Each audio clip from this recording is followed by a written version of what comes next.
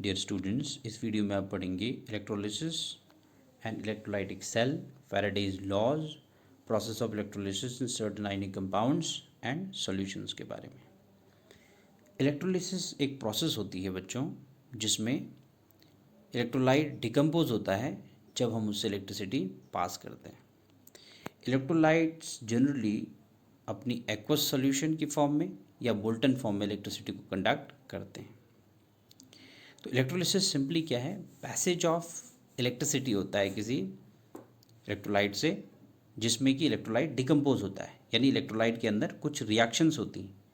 In fact oxidation reduction होती है electrolyte में, और इन्हीं ऑक्सीडेशन रिडक्शन रिएक्शंस के कारण उसके अंदर आयंस की मूवमेंट होती है, यानी चार्ज की मूवमेंट होती है, और वो इलेक्ट्रिसिटी को कंडक्ट करता है। ये एक एग्जाम्पल है बच्चों। इस पिक्चर में आप देख सकते हैं एक वोल्टामीटर है। इस वोल्टामीटर में हमने एक्वस कॉपर सल्फेट इलेक्ट्रोलाइट की फॉर्म में लिया हुआ है, और ये जो आपको दो इलेक्ट्रोड्स दिख रहे हैं, ये कॉपर मेटल के इलेक्ट्रोड्स हैं। चलिए डिस्कस करते हैं कि इसमें क्या क्या चेंजेस हो रहे हैं जब आप इस सॉल्यूशन से इलेक्ट्रिसिटी पास करते हैं, यानी जब आप इन दोनों इलेक्ट्रोड्स को बैटरी से कनेक्ट करते हैं। तो देखिए क्या हो रहा है कि नेगेटिव टर्मिनल ऑफ बैटरी से जो इलेक्ट्रोड कनेक्टेड है उसको हम बोलते हैं बेटा कैथोड, जो पॉजिटिव से कनेक्टेड है उसको हम बोलेंगे एनोड।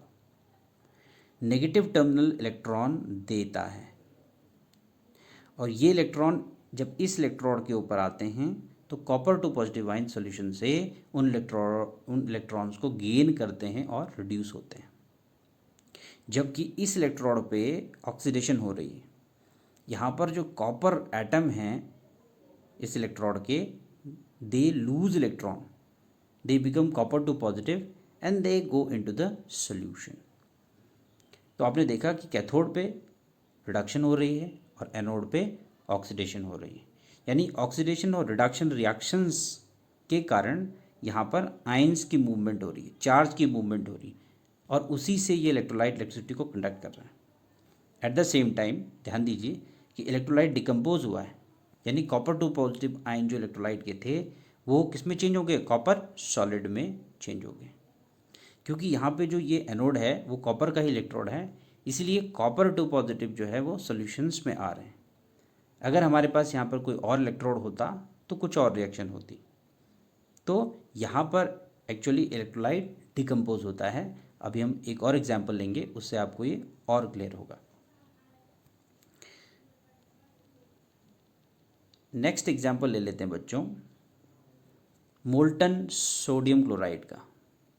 मान लेते हैं कि हमने ये जो इलेक्ट्रोलाइट लिया, ये लिया मोल्टन पिघला हुआ सोडियम क्लोराइड। अब इसमें दो आयंस हैं, दो तरह के आयंस हैं, Na पॉजिटिव है और Cl नेगेटिव है। मान लेते हैं ये कैथोड है और ये एनोड है। Cathode negatively charge, anode positively charge. अब सोडियम पॉजिटिव आयन जो हैं वो जाएंगे कैथोड के पास, इलेक्ट्रॉन गेन करेंगे, है ना, and they will change to sodium atoms.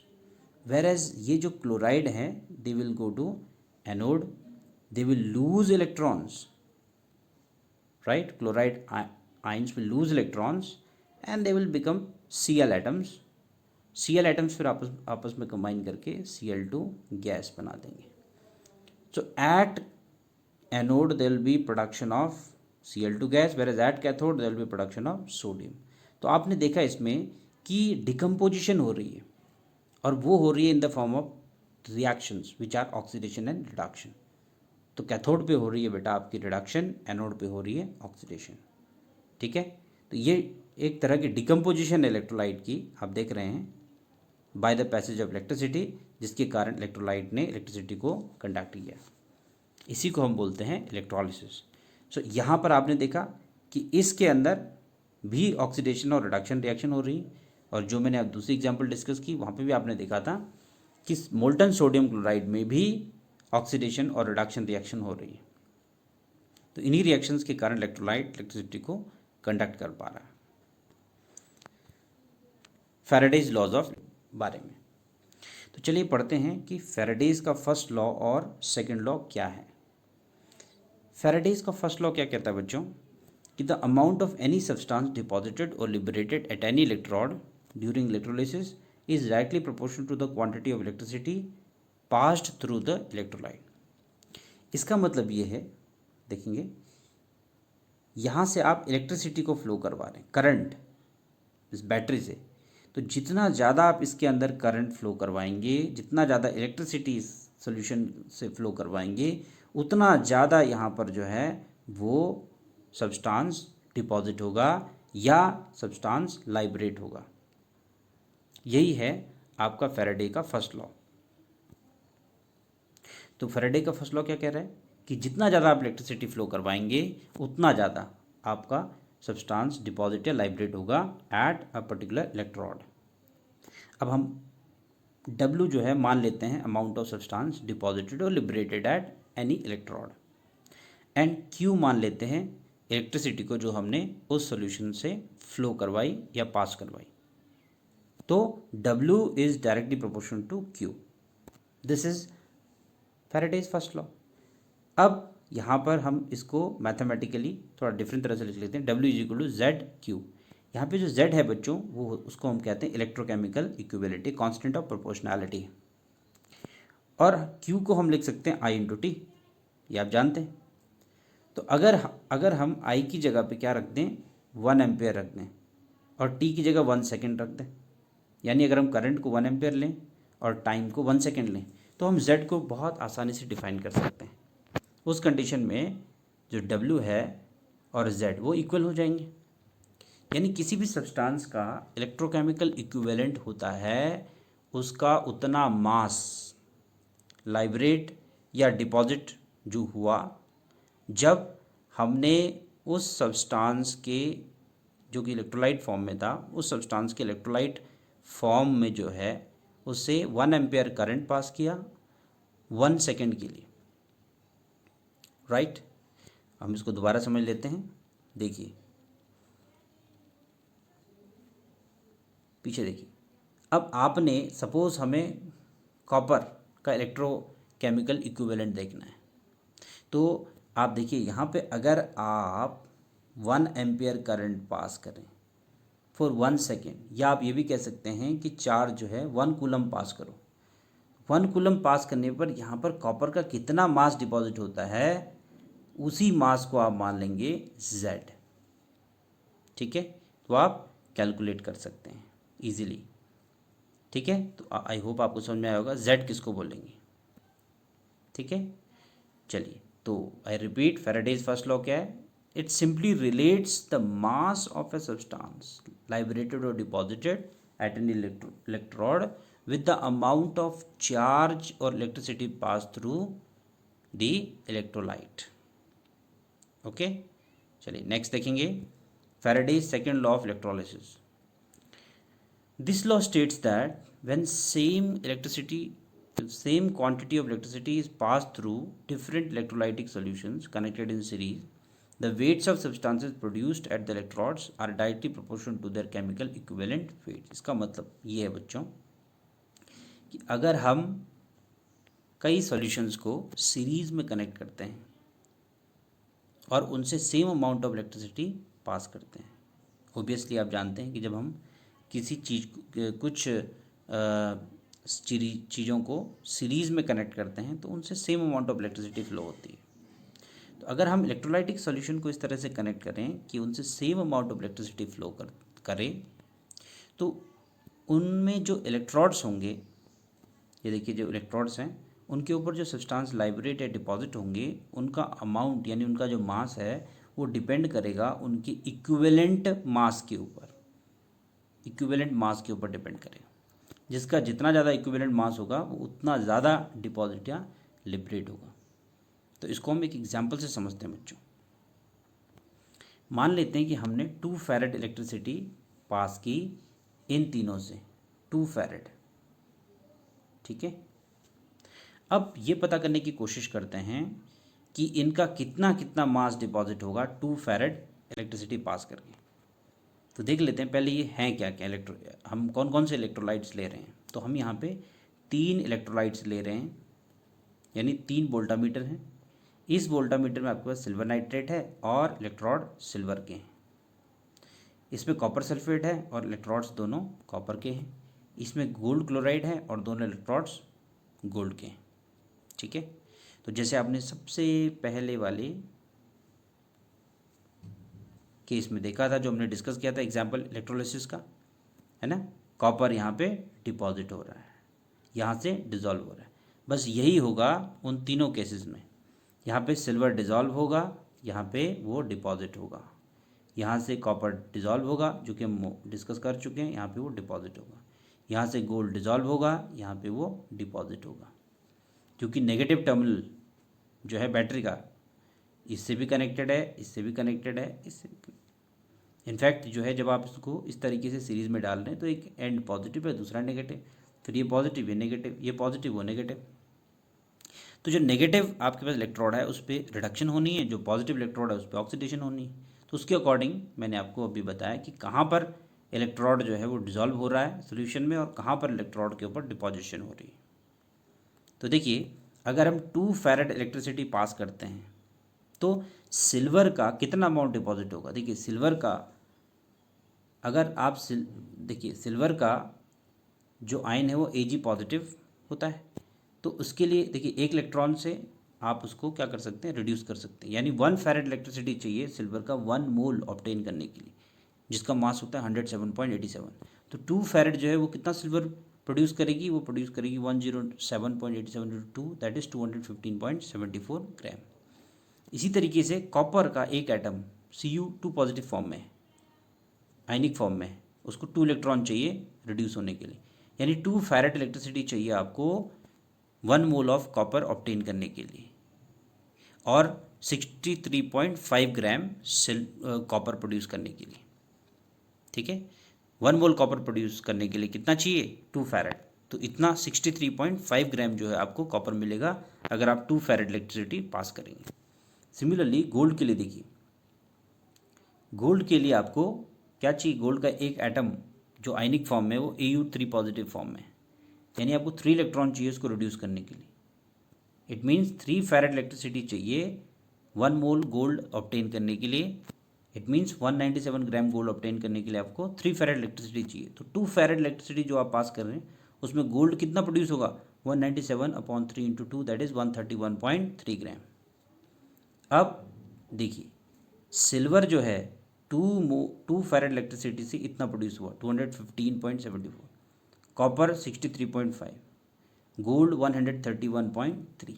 तो सबसे ज़्यादा कौन प्रोड्यूस हुआ, सिल्वर, उससे कम गोल्ड, उससे कम कॉपर, यानी सबसे कम कॉपर प्रोड्यूस हुआ, सबसे ज़्यादा सिल्वर प्रोड्यूस हुआ।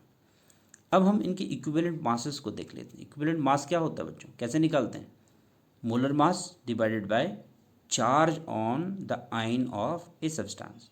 सिल्वर के ऊपर +1 चार्ज होता है यानी 1, तो 107.87 उसका अगर मोलर मास है, 1 से डिवाइड करिए, इसका इक्विवेलेंट मास उतना ही रहता है।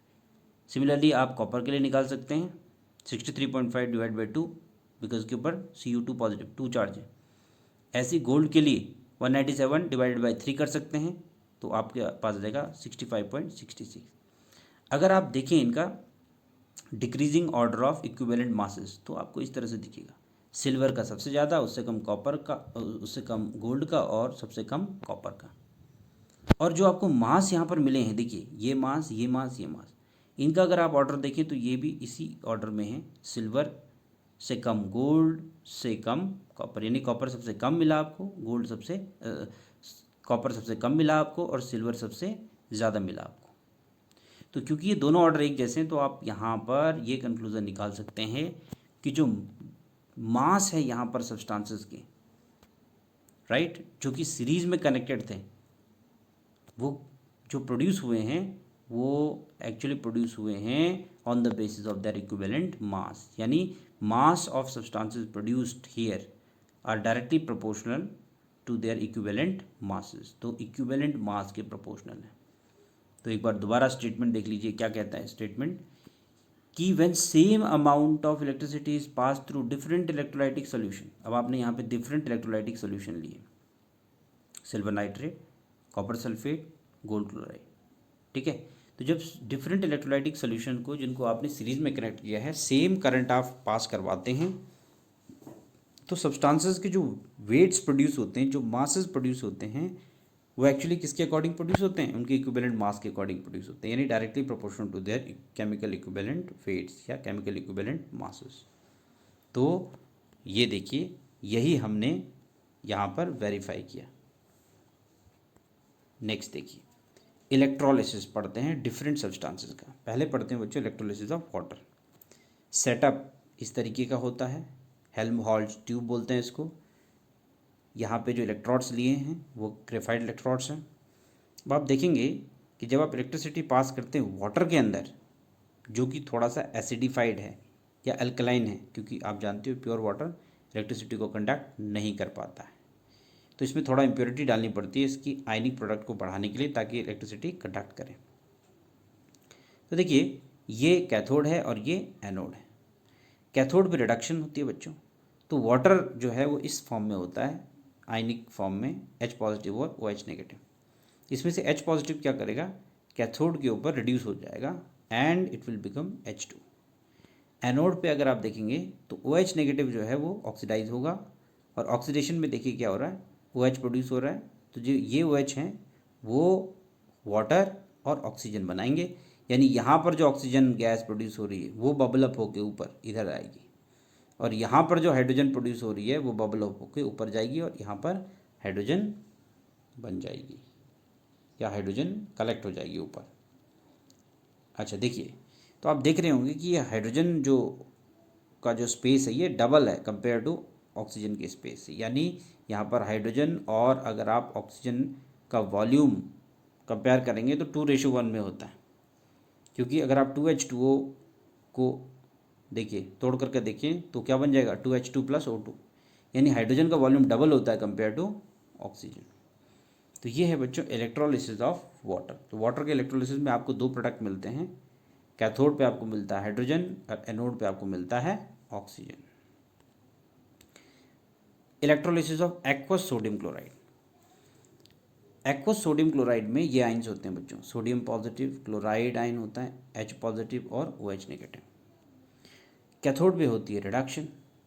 तो देखिए, आप देखेंगे H पॉजिटिव और Na पॉजिटिव, अब इन दोनों को रिड्यूस होना है, तो इसमें सोडियम और हाइड्रोजन का अगर आप रिडक्शन पोटेंशियल देखेंगे और कंपेयर करेंगे तो आप क्लियरली ये कह सकते हैं कि यहाँ पे H पॉजिटिव जो है इट विल गेट रिड्यूस्ड और हाइड्रोजन प्रोड्यूस होगी, क्योंकि ये रिडक्शन पोटेंशियल ज़्यादा है। एनोड पे दो आपकी रिएक्शंस पॉसिबल हो सकती हैं। एक क्लोराइड जो है it can lose electron to become chlorine gas, और वाटर भी जो है लूज कर सकता है electron to become O2 and 4H positive, यानी यहाँ पे क्लोराइड भी ऑक्सीडाइज हो सकता है और वाटर भी ऑक्सीडाइज हो सकता है। लेकिन अगर आप ध्यान से देखें, यहाँ पे वाटर का रिडक्शन पोटेंशियल कम है, क्लोराइड का रिडक्शन पोटेंशियल ज़्यादा है। ये देखिए रिडक्शन पोटेंशियल।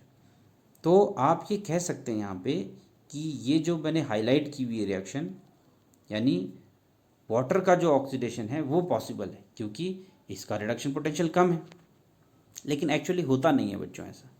क्यों नहीं होता है? क्योंकि जो वाटर है बच्चों वो देखिए दो स्टेप में ऑक्सीडाइज होता है। एक स्टेप में ये बनता है हाइड्रोजन परऑक्साइड, और फिर दूसरे स्टेप में हाइड्रोजन परऑक्साइड जो है वो कन्वर्ट होता है O2 + H पॉजिटिव में। ये जो फर्स्ट स्टेप है इसका जो रिडक्शन पोटेंशियल है वो है बच्चों 1.78 -1.78, और दूसरे का होता है -0.6। क्योंकि पहला जो स्टेप है इसमें ऑक्सीडेशन में उसका रिडक्शन पोटेंशियल है -1.78, जो कि ज़्यादा है कंपेयर टू ये देखिए 1.36 है ना, सॉरी माइनस नहीं है प्लस है, सॉरी, ठीक है। तो वो है +1.78, ठीक है। अब वो है ज़्यादा कंपेयर टू इस 1.36 से, तो उसका ज़्यादा होना मतलब देखिए यहाँ पे और ज़्यादा पोटेंशियल, ये ज़्यादा पोटेंशियल है, रिडक्शन पोटेंशियल ज़्यादा है पहले स्टेप का वाटर का। तो क्योंकि वो रिडक्शन पोटेंशियल ज़्यादा है कंपेयर टू 1.36, तो यहाँ पर 1.36 ही ज़्यादा फेवरेबल बना देता है क्लोराइड की ऑक्सीडेशन को। नो डाउट सेकेंड जो स्टेप है वो यहाँ पे फेवरेबल था, है ना, हाइड्रोजन परऑक्साइड का डिकम्पोज होना या ऑक्सीडाइज होना O2 और 4H पॉजिटिव में, वो ज़्यादा फेवरेबल था। लेकिन क्योंकि फर्स्ट जो स्टेप है वाटर का ऑक्सीडेशन में, वो जो रिडक्शन पोटेंशियल है उस केस में वो काफ़ी ज़्यादा है, इसलिए एक क्लोराइड वाली रिएक्शन ही ज़्यादा पॉसिबल होती है। ठीक है, तो इसको हम ओवर वोल्टेज का कॉन्सेप्ट भी बोलते हैं। ठीक है, तो यानी ये रिएक्शन जो है वो पॉसिबल होगी, क्लोराइड की ऑक्सीडेशन होगी और आपके पास एनोड पे जो है वो क्लोरीन प्रोड्यूस होगा। ऑलराइट, चलिए फिर है कॉपर सल्फेट का इलेक्ट्रोलिसिस। कॉपर सल्फेट का जो इलेक्ट्रोलिसिस है बच्चों, इसमें ये हम डिस्कस कर चुके हैं। अगर हम प्लेटिनम इलेक्ट्रोड लें तो क्या होगा, अब चलते हैं पीछे थोड़ा, देखिए ये और ये दोनों इलेक्ट्रोड अगर प्लेटिनम के होते तो क्या होता। तो देखिए कॉपर 2 पॉजिटिव जो है वो सॉल्यूशन से इसके ऊपर डिपॉजिट तो होता ही, यानी कैथोड के ऊपर रिएक्शन सेम रहती, लेकिन एनोड के ऊपर रिएक्शन ये पॉसिबल नहीं हो पाएगी बिकॉज ये प्लेटिनम का इलेक्ट्रोड है।